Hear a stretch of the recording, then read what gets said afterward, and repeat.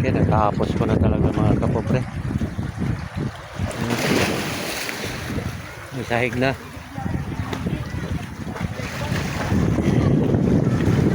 May latayan pumunta rin sa kalsada.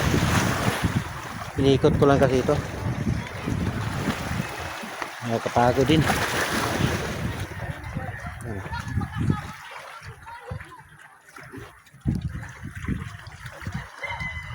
Nakaplastar na siya.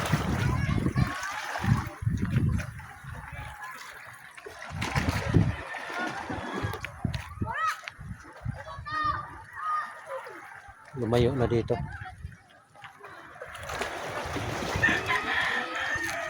Kanina dito yan, dikit. Naurong ng isang dipa. Ikot ko pa bantaron. Yan, lumayo na siya dito sa ano. Malayo na dito sa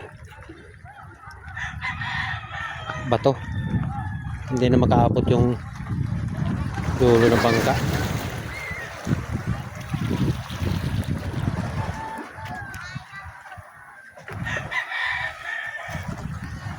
Naka-plaster na siya mga kapobre.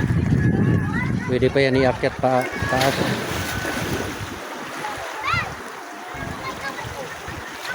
Hindi na maabot ng dagat yan. Kahit malaki ang dagat, hindi na maabot. Pero pag malalaking alon, naabot pa yan. Abutin pa yan pag malalaking alon.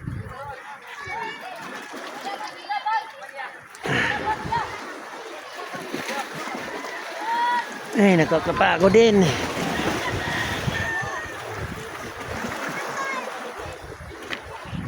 Sarap na dito magtambay-tambay mga kapobre pag ganito hapon. Wala ng araw. Yung bahay na yan, yung building na yan, ano, sa insik yan. Yung namimili na pusit dito dati. Yung napatay na yung insik, may-ari. Napabayaan na. Nasira nung audit. Sinira sa audit yan. Hindi na naayos. Hindi na pinuntahan dito. May-ari. Thank you for watching.